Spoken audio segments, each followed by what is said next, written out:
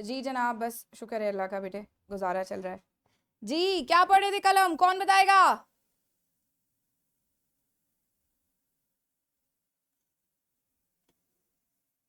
कौन बताएगा भाई, क्या पढ़ रहे थे? कॉन्ट्रैक्ट।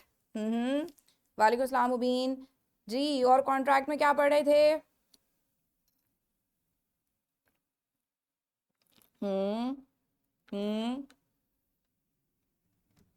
बिल्कुल सही, बिल्कुल सही, बिल्कुल सही, शाबाश।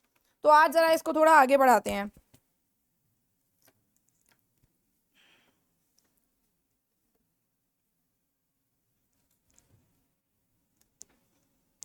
देखो, बुढ़ापे के ना 100 मसाइल होते हैं बंदे के। बूढ़ी हो गई हूँ मैं। पाँव के नीचे स्टूल रखना पड़ता है, चेयर के नीचे ऑर्थो कुशन रखना पड़ता है। बस क्या बताएं, क्या बताएं आपको हम। आप हमरे लिए दुआ किया करें जनाब। सो क्या पढ़ रहे थे हम? मैं जवान हूँ यार, मैं उम्र तो मेरी 32 साल है, लेकिन मैं कोई पता नहीं 70 साल की हो गई हूँ। समझ नहीं आता, टीचिंग ने बूढ़ा कर दिया मुझे। अच्छा जी। सो हमने कल टाइप्स पढ़ी थी, ठीक है, और हमने कहा था कि जी ओरल कॉन्ट्रैक्ट्स होते हैं, ठीक है। हमने ओरल कॉन्ट्रैक्ट की एग्जांपल देख ली, ठीक है। हमने कहा कि जी एहसन ने जो है वो करियाना की दुकान पे जाकर कहा कि अंकल मुझे 1 दर्जन अंडे दे दें, ठीक है। तो ये एक ओरल कॉन्ट्रैक्ट है, ठीक है।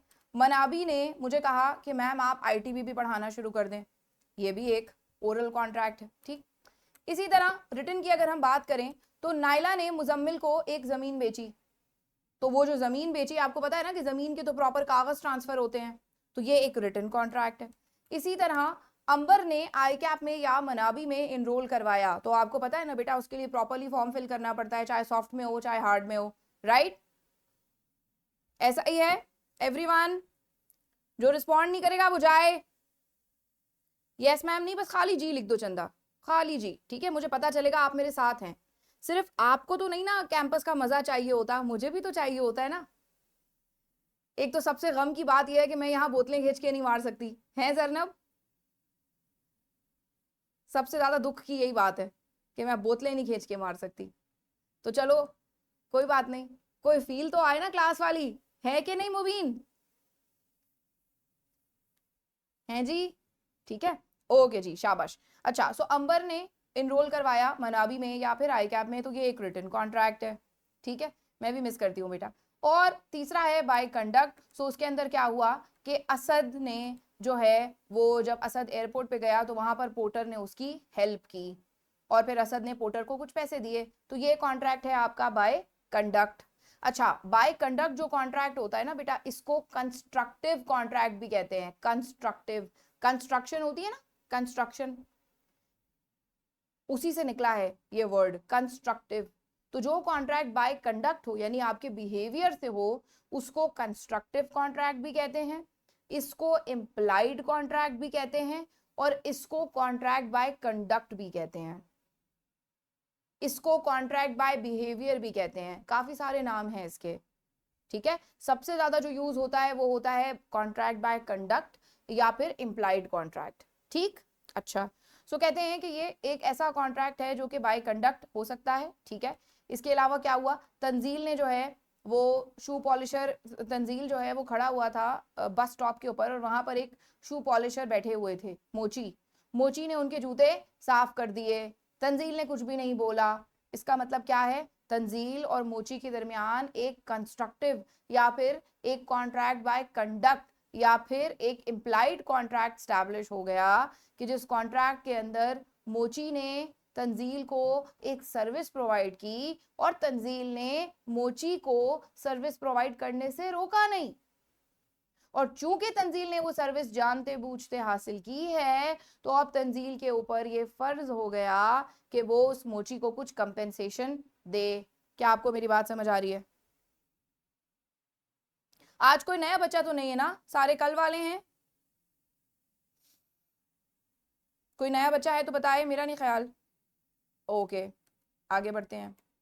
इसी तरह अगर मैं मनाबी में अचानक से MFA की क्लास पढ़ाना शुरू कर दूं, और मनाबी की मैनेजमेंट ये देख रही है कि मैं MFA की क्लास पढ़ा रही हूं, और वो देखने के बावजूद मुझे रोक नहीं रहे और चुपचाप बैठे हैं, बताइए क्या ख्याल है?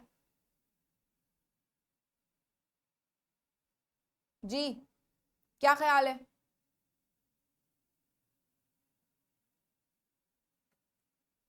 क्या हो गया कॉन्ट्रैक्ट मेरे और उनके बीच? क्या हो गया कॉन्ट्रैक्ट मेरे और उनके बीच? बिल्कुल हो गया कॉन्ट्रैक्ट, ठीक। अब वो मुझे पे करेंगे, बिल्कुल ठीक।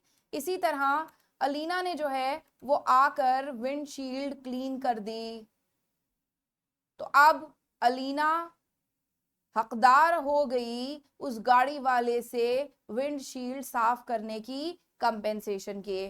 क्या आपको मेरी बात समझ आ रही है जनाब? ठीक है, ओके बेटा। सो ये सब चीजें थी जो कि हमने कल पढ़ ली थी। आज जरा हम अगले स्टेप की तरफ जा रहे हैं।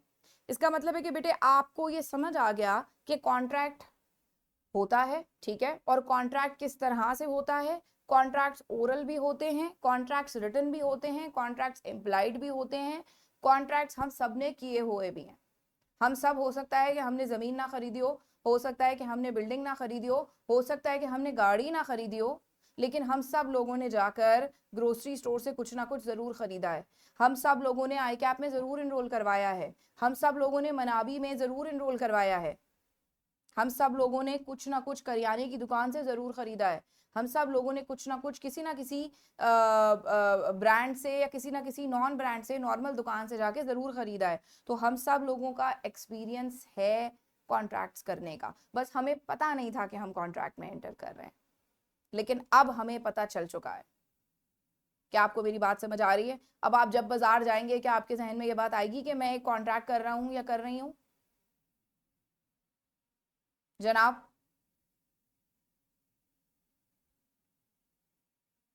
ठीक है, ओके। अब जरा बात कर लेते हैं जो कॉन्ट्रैक्ट की बुनियाद है, जो कॉन्ट्रैक्ट की फाउंडेशन है, जो कॉन्ट्रैक्ट का स्टेप 1 है।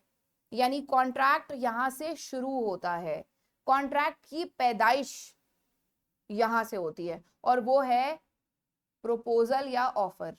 ज्यादातर इसके लिए ऑफर का लफ्ज इस्तेमाल होता है, लेकिन ये दोनों ही लफ्ज सही हैं, लेकिन ज्यादातर कॉमनली यूज लफ्ज है ऑफर।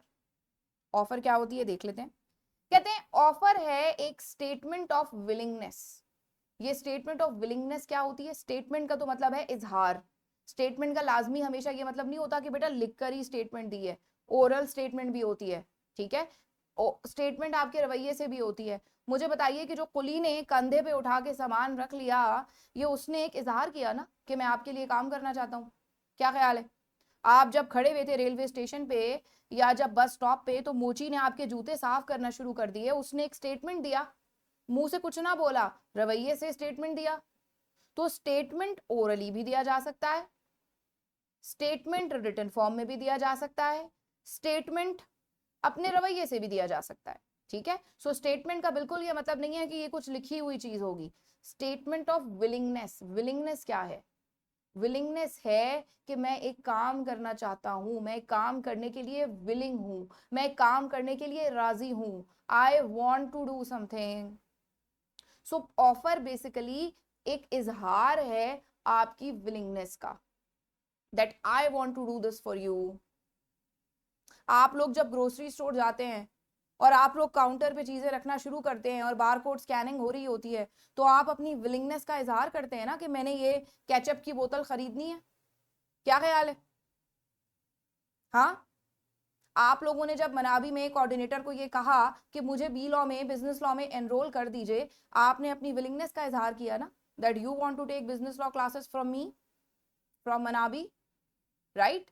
आप लोगों ने जब आई कैप में रजिस्टर कराया, तो आपने अपनी विलिंगनेस का इजहार किया कि जिसमें आपने कहा कि जी मुझे आई कैप का स्टूडेंट बनना है, ठीक है। सो ऑफर इज बेसिकली एक इजहार है कि मैं विलिंग हूं ये पर्टिकुलर काम करने के लिए, I want to do this. लेकिन सिर्फ ऑफर टू डू वाली नहीं होती कि मैं ये करना चाहता हूं, सिर्फ इस चीज की ऑफर नहीं होती, बल्कि ऑफर दो तरह की होती हैं। एक ऑफर तो यही है कि जिसकी मैंने अभी पीछे आपको सारी मिसालें दी, कि जब आपने ग्रोसरी स्टोर पे सामान बार कोड स्कैन कराना शुरू किया, तो you are stating your willingness. जब मोची ने जूते पॉलिश शुरू किए तो मोची इज स्टेटिंग हिज विलिंगनेस। जब मैंने MFA बगैर किसी को बताए पढ़ाना शुरू किया तो I am showing my willingness. जब आपने मनाबी को कहा मैंने आपसे पढ़ना है, तो ये सारी की सारी विलिंगनेस कौन सी वाली है, पॉजिटिव या नेगेटिव? कुछ करने की विलिंगनेस है या कुछ करने से रुकने की विलिंगनेस है? बताइए। ऑप्शन 1 करने की 1 लिखिए, अगर ना करने की विलिंगनेस है तो 2 लिखिए। एवरीबडी, जितनी भी मिसालें आपको पीछे दी ये 1 है या 2? करना या ना करना? करना, है ना। मुबीन, मुबीन बेटे किधर हैं आप?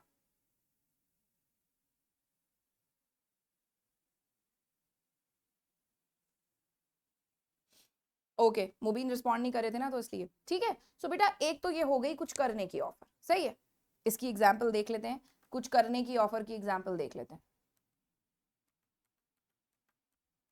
जी जनाब, पहले स्टेटमेंट ऑफ विलिंगनेस की एग्जाम्पल देख लें।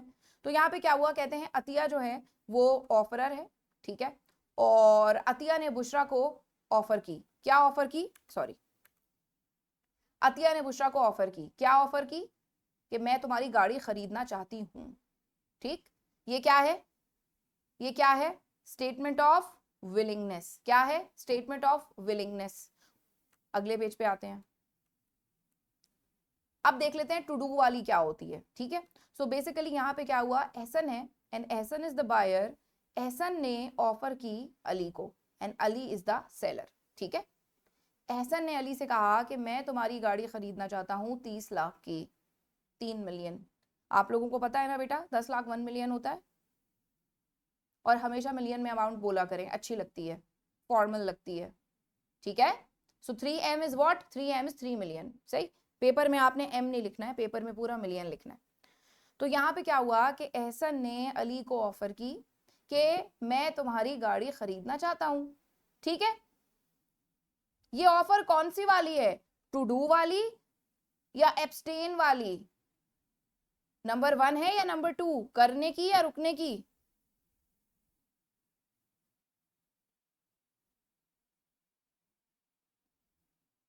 बिल्कुल सही, टू डू वाली, नंबर 1। हाँ, अली ने आगे से उससे कहा ओके मैं तुम्हें अपनी गाड़ी बेच दूंगा, सही। अब जब अली ने उसको आगे से ओके कहा तो क्या उन दोनों के दरमियान एक कॉन्ट्रैक्ट हो गया?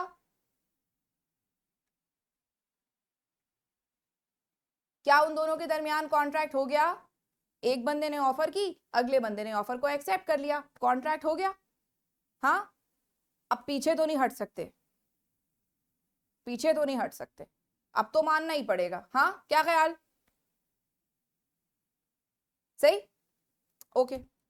अब क्या हुआ, जब यहाँ पे 1 जनवरी को ये कॉन्ट्रैक्ट एहसन और अली के दरमियान हो गया, 10 जनवरी को क्या हुआ, 10 जनवरी को कहानी में एक नया ट्विस्ट शामिल हुआ, और 10 जनवरी को बुशरा ने ऑफर की अली को कि मैं तुम्हारी गाड़ी 31 लाख की यानी 3.1 मिलियन की खरीदना चाहती हूं।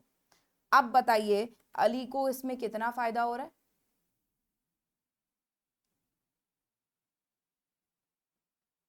बताइए बेटा, 1 लाख का फायदा हो रहा है। अब अली का तो दिल यही चाहे, 1 मिलियन का नहीं हो रहा चंदा, 1 लाख का हो रहा है, 0.1 मिलियन का फायदा है जी।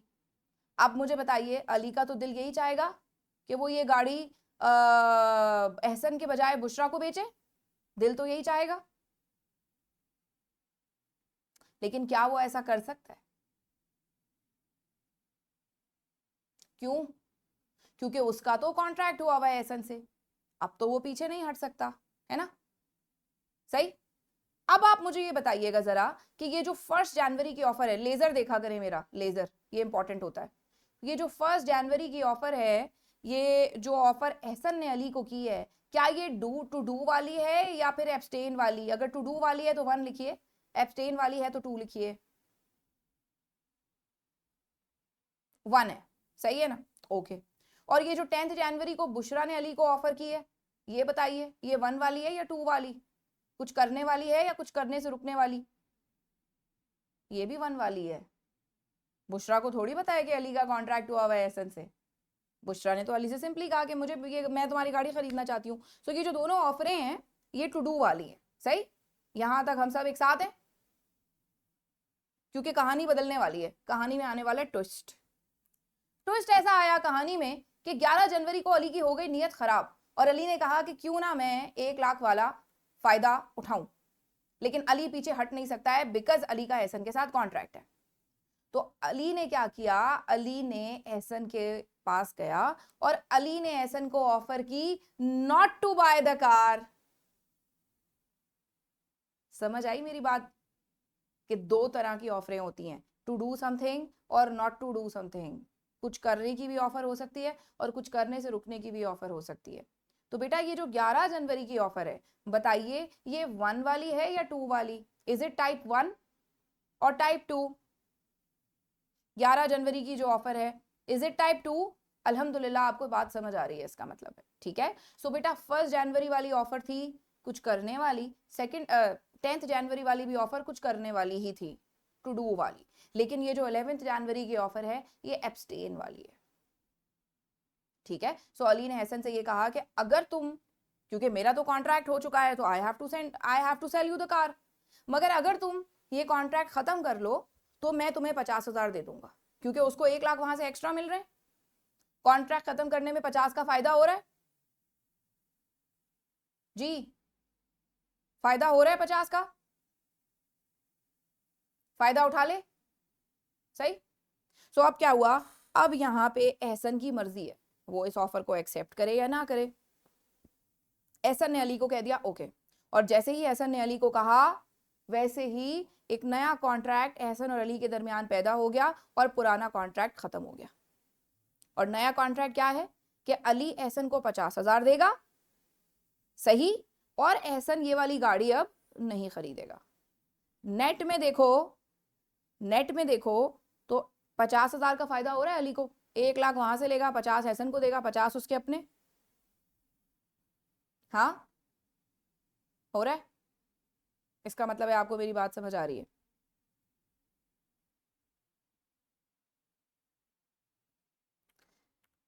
जी जनाब। सो ये है आपकी offer to abstain from doing something, ठीक है। वापस जाते हैं जरा ऑफर की डेफिनेशन पे।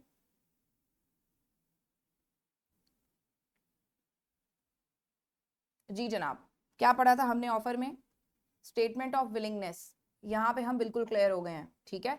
दूसरा क्या था? टू डू और एब्सटेन फ्रॉम डूइंग समथिंग, यहाँ पे भी हम बिल्कुल क्लियर हो गए हैं, हो गए हैं। और तीसरी चीज क्या है? To attain assent from other party, कि जब आप दूसरी पार्टी से उसका कॉन्सेंट लेना चाहें। असेंट का मतलब होता है अग्रीमेंट, यस, हाँ लेना।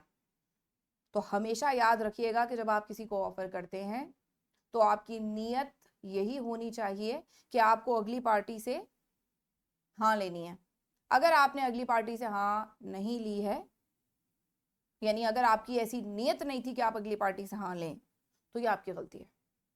लॉ कहता है हमें इस बात की कोई परवाह नहीं है, अगर आपने अगली पार्टी को ऑफर कर दी और उसने एक्सेप्ट भी कर ली आपकी ऑफर, बाद में आप बोले अरे मैंने तो मजाक किया था, तो ऐसा नहीं हो सकता। आप उस ऑफर से पीछे नहीं हट सकते। देख लेते हैं मिसाल। तो यहाँ पे क्या हुआ, साजिद ने ऑफर की मलाइका को, और उसने मलाइका से ये कहा कि मेरी गाड़ी खरीद लो, ठीक है। मलाइका ने बदले में कह दिया ओके। बाद में साजिद कहता है मैं तो आपके साथ मजाक कर रहा था। मलाइका को चाहिए एक चंड कराए साजिद को, क्या ख्याल है? ठीक है। सो लॉ कहता है कि ऑफरें मजाक मजाक में नहीं होती। अगर आपने किसी को ऑफर की है और अगली पार्टी ने आपकी ऑफर को एक्सेप्ट कर लिया, तो आप ये नहीं कह सकते कि मैं तो मजाक कर रहा था। सो ऑफर में हमेशा नियत यही होती है कि अगली पार्टी का अग्रीमेंट लिया जाए, अगली पार्टी को से यस कराया जाए, अगली पार्टी की हाँ ली जाए। क्या यहां तक आपको बिल्कुल क्रिस्टल क्लियर हो रहा है?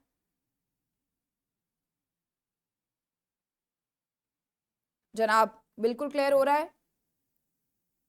जुलेखा बेटा आपको भी क्लियर हो रहा है? सब्जेक्ट थोड़ा थोड़ा समझ आ रहा है? दोस्ती हो रही है? मतलब मेरे साथ तो तू कह रही थी ना मैम आपके साथ वाइब मैच हो गई है, लेकिन सब्जेक्ट के साथ भी तो वाइब मैच करनी जरूरी है ना, ठीक है। एवरीबडी, मुबीन, जरनब, आयशा, जरगाम, जुलेखा, अफीरा, ताहा, जी अल्हम्दुलिल्लाह, अल्हम्दुलिल्लाह, good good good good good, अल्हम्दुलिल्लाह। बट आपको पता ही है, यू नो द ड्रिल। आप हैंड रेस करें, माइक ऑन करा लें, चैट बॉक्स में क्वेश्चन पूछ लें, व्हाट्सएप पे भेज दें, you know the drill. I am always here for. मतलब जब आप लोग मेरे स्टूडेंट नहीं भी थे पिछले सेशन में, तो भी मैं आपके साथ थी। तो अब तो इस सेशन में तो ज़ाहिर है अल्हम्दुलिल्लाह स्टूडेंट बन गए हैं, तो बेटा I am here for everybody, आपको पता ही है मेरा।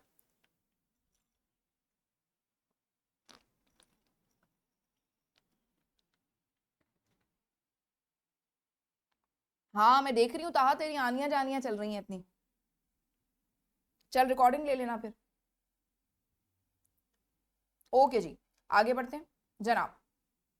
अब एक नई चीज, यानी नई चीज से मुराद वही चल रही है, ऑफर ही चल रही है, ठीक है। पहले हमने ऑफर के अंदर क्या पढ़ा, कोई बताएगा? ऑफर में क्या पढ़ा हमने? ऑफर की डेफिनेशन। हाँ, हमने ऑफर की डेफिनेशन पढ़ी और हमें समझ में आ गया ऑफर क्या होती है, ठीक है। और हमें यह भी समझ में आ गया कि जब एक पार्टी दूसरी को ऑफर करती है तो वो फिर इतने आराम से पीछे नहीं हट सकती। एवरीवन, हमने ऑफर की डेफिनेशन तसल्ली से पढ़ ली है, सही?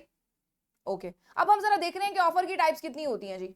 ऑफर की भी 3 ही टाइप्स होती हैं। कॉन्ट्रैक्ट की कितनी टाइप्स पढ़ी थी हमने? जल्दी बताइएगा चैट बॉक्स में, चॉप चॉप चॉप चॉप, जल्दी। कितनी? 3। ऑफर की, कॉन्ट्रैक्ट की 3, ऑफर की भी 3 होती हैं। जाहिर है, लॉजिकल है ना, क्योंकि कॉन्ट्रैक्ट मैंने आपको बताया शुरू ही 3 से होता है। कॉन्ट्रैक्ट मैंने आपको बताया शुरू ही ऑफर से होता है। हाँ, तो जब कॉन्ट्रैक्ट ऑफर से शुरू होता है और 3 तरह का कॉन्ट्रैक्ट होता है, तो इसका मतलब है ऑफर भी 3 तरह की होगी, ठीक। सो बिल्कुल जिस तरह 3 तरह के कॉन्ट्रैक्ट होते हैं, इसी तरह 3 तरह की ऑफर्स होती हैं। पहली ऑफर है ओरल। और ओरल ऑफर क्या होती है?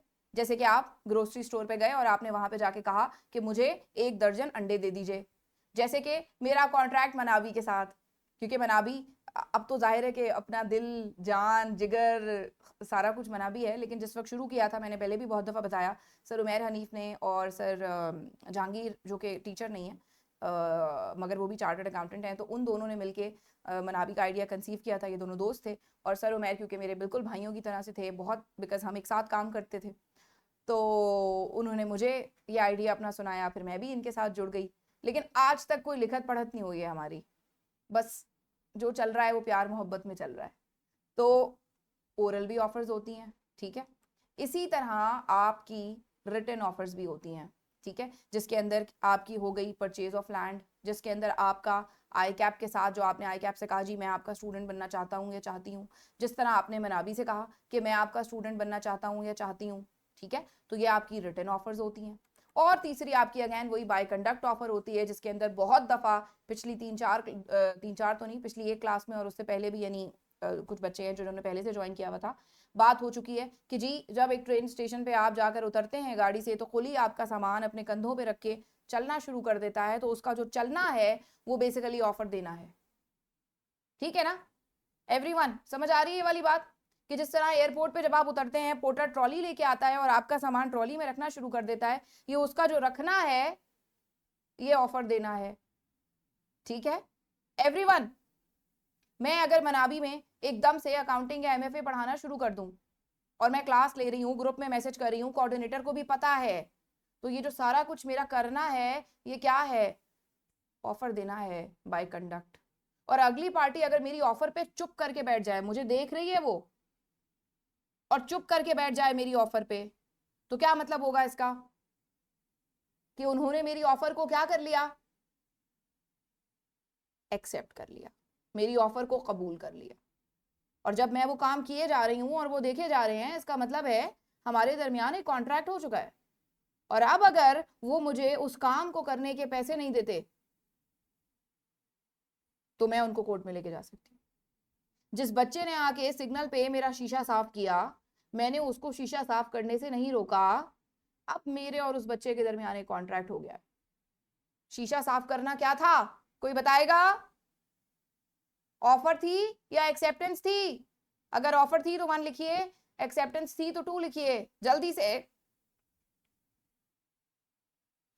शीशा साफ करना ऑफर थी?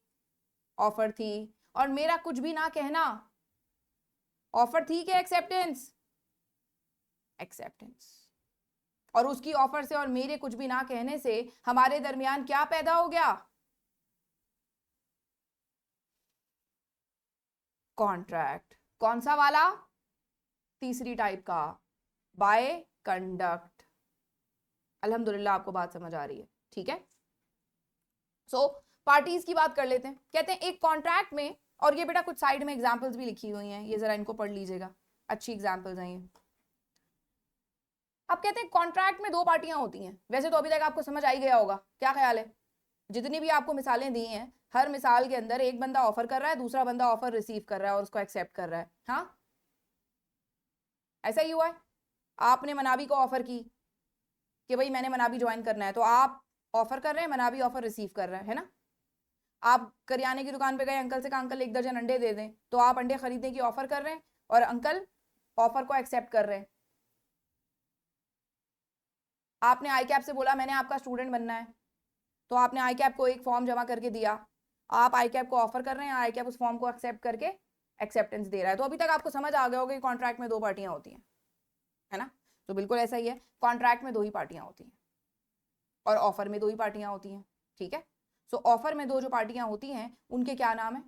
पहले का नाम है ऑफरर। ऑफरर ये वो बंदा है जो ऑफर करता है, ये वो बंदा है जो ऑफर करता है। आप मुझे बताएंगे ग्रोसरी स्टोर विजिट के अंदर कौन है ऑफरर? अगर आप ग्रोसरी स्टोर जा रहे हैं और जाके अंकल से कहते हैं मुझे एक ब्रेड दे दें, ऑफरर कौन है? आप खुद, आप खुद। बिल्कुल, बिल्कुल, बिल्कुल। मैं एमएफए पढ़ाने लग जाऊं मनाबी के अंदर, ऑफरर कौन है?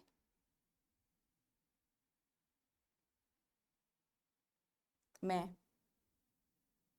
ठीक। मैं जुलेखा से कहूं जुलेखा मैंने तुम्हारी गाड़ी लेनी है, खरीदनी है, ऑफरर कौन है? मैं। जुलेखा कहे मैम मुझे आपका लैपटॉप खरीदना है, ऑफरर कौन है?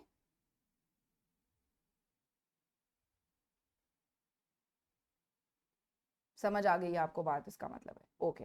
सो बेटा ऑफरर वो वाली पार्टी है जो ऑफर करती है, ठीक है। और दूसरी जो पार्टी है जिसको ऑफर की जाए वो ऑफरी है। सो ऑफरी बेसिकली कौन है? जिसको ऑफर की जाए। अब जो जुलेखा ने कहा कि वो मेरा लैपटॉप खरीदना चाहती है, तो ऑफरर तो जुलेखा हुई, ऑफरी कौन हुआ? मैं। आपने आई कैप से कहा मुझे आई कैप का स्टूडेंट बनना है, ऑफरर तो आप हैं, ऑफरी कौन हुआ? आई कैप। आप खड़े हुए थे सिग्नल पे, शू पॉलिशर ने आपके जूते साफ करने शुरू कर दिए, पहले बताइए ऑफरर कौन है?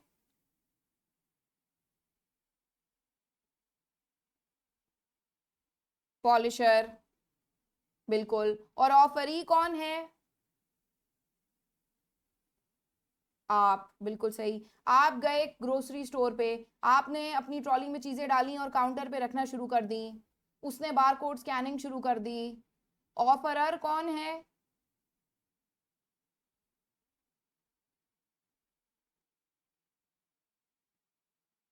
जी बच्चा, ऑफरर कौन है?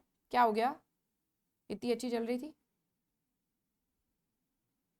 जी। आप। ऑफरी कौन है? Grocery store.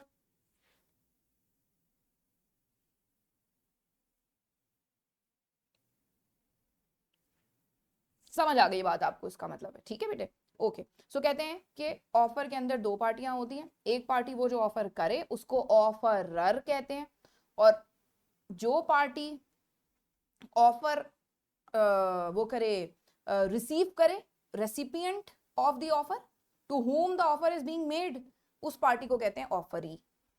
ठीक है बेटा, क्लियर हो गया है? अच्छा, अब मुझे एक बात बताइए, और आपका इम्तिहान है ये, आपने इसको सोच के मुझे कल बताना है, और चैट जीपीटी कोई नहीं करेगा, गूगल से कोई नहीं पूछेगा बेटा, फायदा नहीं है। फिर अपने साथ खुद ही सिंसियर हो जाओगे ना तो तुम्हें फायदा है, मेरा क्या है? मेरे सामने अच्छे बन के क्या फायदा मिलेगा तुम्हें, बताओ?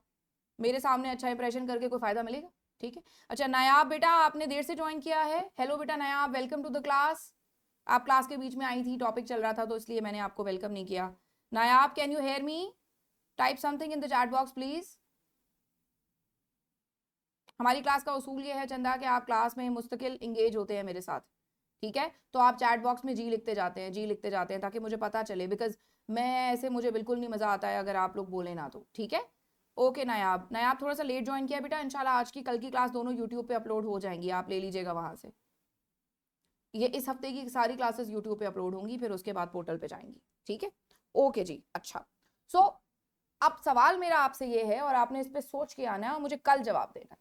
सवाल ये है कि क्या ऑफरर हमेशा बायर होता है या हमेशा सेलर होता है, या दोनों में से कोई भी हो सकता है? क्या ऑफरर, लिख लीजिए, इंग्लिश में लिख लीजिए, is offeror always a buyer? Is offeror always a buyer or always a seller, or can be anyone?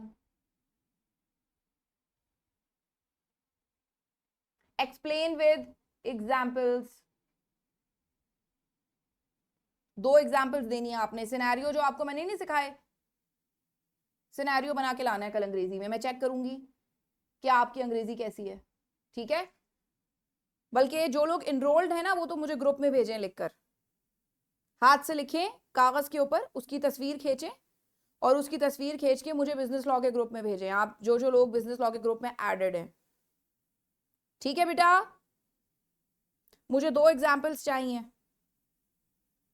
अगर आपका आंसर ये है कि वो हमेशा ही बायर होता है तो बायर की दो मिसालें, अगर आपका आंसर ये है कि वो हमेशा ही सेलर होता है तो सेलर की दो मिसालें, और अगर आपका आंसर ये है कि वो दोनों ही हो सकता है, बायर भी हो सकता है, सेलर भी हो सकता है, तो फिर दोनों की मिसालें आपने मुझे देनी है।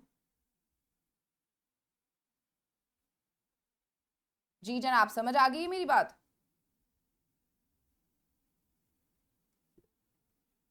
ओके जी।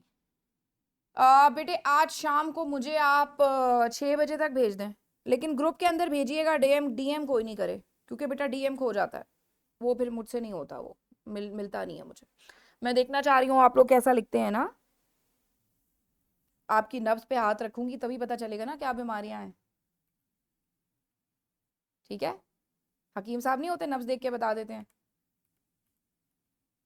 जनाब देख लेते हैं, एग्जाम्पल आपके सामने चल रही है। कहते हैं एहसन एक ऑफरर है, ठीक है, और एहसन ने ऑफर की कि साइमा जो है वो उससे उसकी गाड़ी खरीद ले। तो देखिए एहसन ऑफरर है यानी ऑफर करने वाला, और साइमा ऑफरी है यानी ऑफर रिसीव करने वाली, जिसको ऑफर मिल रही है। क्या आपको मेरी बात समझ आ गई है सबको? आगे बढ़ते जनाब। यार पीपीटी कैसी है, प्लीज फीडबैक दीजिएगा पीपीटी के बारे में, मजा आ रहा है पढ़ने में इससे? कोई रंगीन सी, कलरफुल सी, है ना? चलिए ज़बरदस्त। और इंशाल्लाह बेटे कोशिश यही है कि इसको बिल्कुल कंप्लीट रखा जाए, ठीक है। ये बिल्कुल कंप्लीट होगी ताकि मतलब आपको किताब से रट्टे ना लगाने पड़े, रट्टे आप यहीं से लगाएं, किताब पढ़नी ज़रूर है। मैं ये नहीं कहूँगी कि किताब मत पढ़ें, ठीक है। और एंड पे आके जब जिस टाइम पे बच्चे परेशान होते हैं ना रिविजन के लिए, उस टाइम पे ये पीपीटी आपके बहुत बड़े काम आएगी। तो इंशाल्लाह अभी तो एंड में बहुत टाइम है, ठीक है। अच्छा जी, सो ये बेटा हमने पूरी टीम रखी हुई है, ये पीपीटीज हमारी उस पर नहीं बनती, पावर पॉइंट पे नहीं बनती, ये प्रेजेंटेशन हमारी कैनवा पे बनती हैं। हमारी पूरी टीम है जो कि कैनवा मतलब बनाती है। जरनब ने प्रिंट कर लिया, शाबाश जरनब, वेरी गुड बेटे, अल्लाह ताला कामयाब करें। अच्छा जी, सो अब हम पहला स्टेप कौन सा पढ़ रहे थे कॉन्ट्रैक्ट का, जो मैंने आपसे कहा था ये कॉन्ट्रैक्ट का स्टेप 1 है। जिन लोगों को लगे कि मैं लेफ्ट साइड पे क्यों देखती हूँ, तो बेटा एक मेरी ये स्क्रीन है जिसपे ये प्रेजेंटेशन चलती है, और एक ये स्क्रीन है जिसपे आपकी चैट चलती है, इसलिए मैं कैमरा सामने है। जनाब क्या पढ़ा हमने अभी? पहला स्टेज, अबे बताओ ना।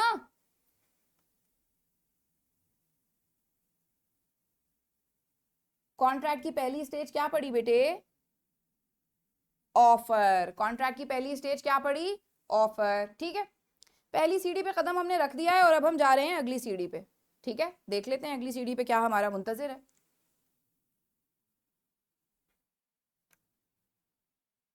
सॉरी, ये क्या हो गया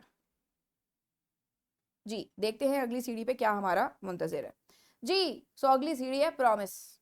सो ऑफर से बात शुरू हुई थी और ऑफरर ने ऑफरी को एक ऑफर की थी। ठीक है, अब उसके बाद क्या हुआ कि जैसे ही ऑफरी के पास ऑफर पहुंची, ऑफरी ने उस ऑफर को एक्सेप्ट कर लिया। ए ने बी से कहा कि मुझे तुम्हारा ये कैमरा खरीदना है। बी ने कहा ओके। जैसे ही बी ने ओके कहा, इन दोनों के दरमियान प्रॉमिस एस्टैब्लिश हो गया। कॉन्ट्रैक्ट अभी नहीं बना।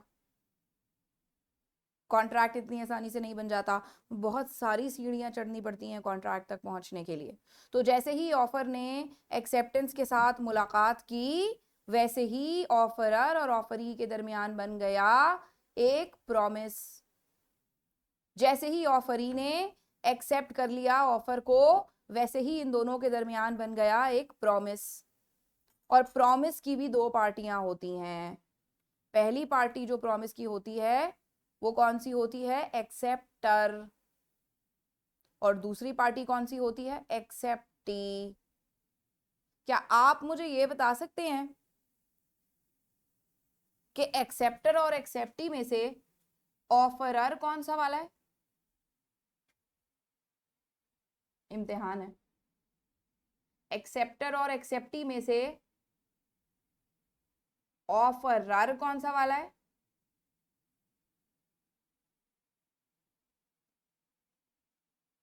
शाबाश, वेरी गुड, सबने सही जवाब दिया है।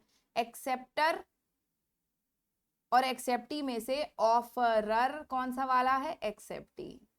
क्यों? पीछे जाते हैं जरा।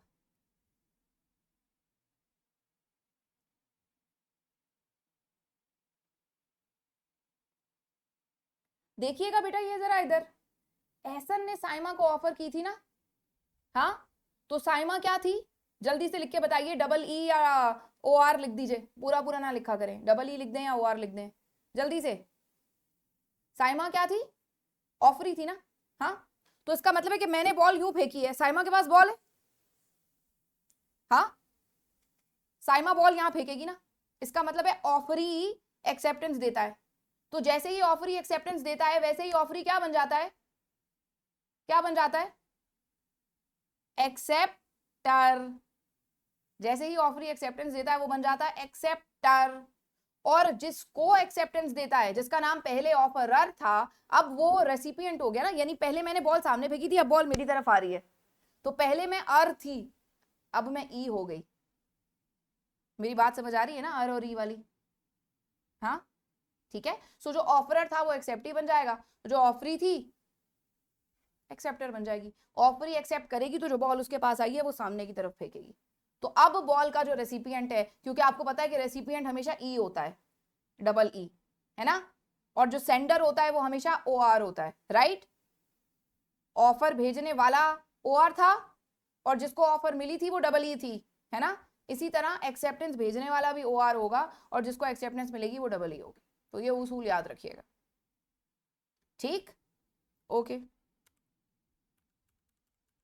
जी जनाब। सो प्रॉमिस की भी दो पार्टियां, एक एक्सेप्टर एक एक्सेप्टी, ठीक है? सो एक्सेप्टर वो है जिसने ऑफर को एक्सेप्ट कर लिया, ठीक है? और एक्सेप्टी वो है जिसको एक्सेप्टेंस रिसीव होती है, ठीक है? सो एक्सेप्टर कौन है? ऑफरी या ऑफरर? ये कॉन्सेप्ट एक दफा क्लियर कर लोगे ना बेटा तो आसानी रहेगी। एक्सेप्टर कौन है? ऑफरी। और एक्सेप्टी कौन है? ऑफरर। अल्हम्दुलिल्लाह जनाब। सो इसका मतलब ये हुआ कि जब ऑफर और एक्सेप्टेंस मिल जाती हैं तो वो मिलकर क्या बनाती हैं? क्या बनाती हैं? येलो डब्बे में क्या आएगा?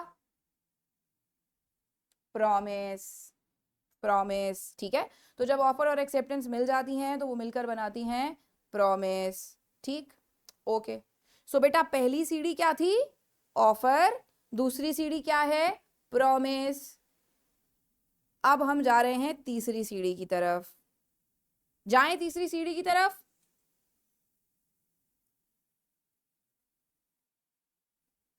ओके,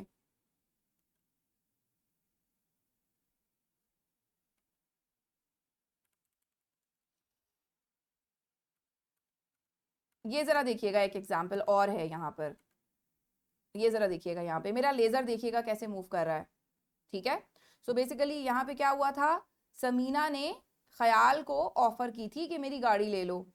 ठीक है, समीना ने ख्याल को ऑफर की थी कि मेरी गाड़ी ले लो। सही। और समीना क्या है? ऑफरर। और ख्याल क्या है? ऑफरी।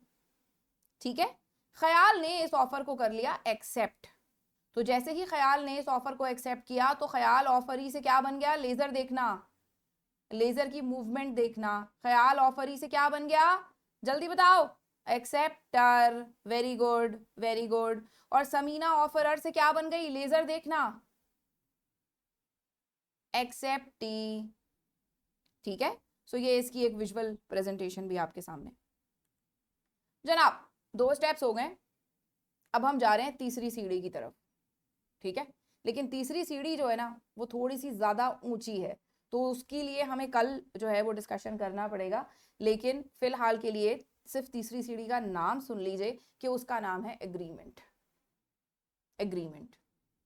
ठीक है, तो जब प्रॉमिस के साथ एक नई चीज शामिल हो जाए, सबसे पहले थी ऑफर, फिर थी एक्सेप्टेंस, और ये जब ये दोनों मिल गई तो क्या बन गया? प्रॉमिस। अब प्रॉमिस को भी अपने साथ किसी को मिलाना है अग्रीमेंट तक जाने के लिए।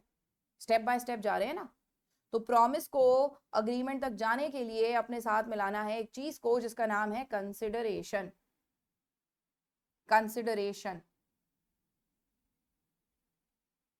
क्या आपको मेरी बात समझ आ रही है?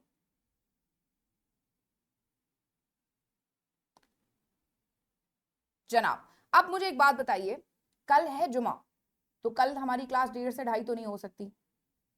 तो अब अगर आप सब लोग राजी हो तो हम अपनी क्लास जुमे वाले दिन, सिर्फ जुमे वाले दिन 11 से 12 रख लिया करें। क्लैश तो नहीं आएगा कुछ? मैं अपनी कोऑर्डिनेटर से डिस्कस करके आपको बता दूंगी कि हम क्या कर रहे हैं, क्योंकि बेटा क्लैशेस बड़े आ रहे थे, इसीलिए फिर मैंने अपनी क्लासेस ना सारी सेकंड हाफ में की है। वरना आपको पता है मैं तो फर्स्ट हाफ में रखती हूँ, मुझे बहुत उलझन होती है ये लेट वाली क्लासेस से। लेकिन वो क्लैशेस बहुत आ रहे थे, CMA का आ रहा था, FAR, बहुत क्लैशेस आ रहे थे। इस बार तो एक अजीब सी बात हुई कि ऑडिट और CMA का क्लैश आया है, जो कि कभी जिंदगी में नहीं आया था। इस बार ऑडिट और CMA का क्लैश आया है, अजीब सी बात है। अच्छा जी, ठीक है, तो मैं आपको अनाउंस कर दूंगी इंशाल्लाह। सही। ओके जी, tata bye bye, I love you all. इंशाल्लाह कल मुलाकात होती है। अल्लाह हाफिज।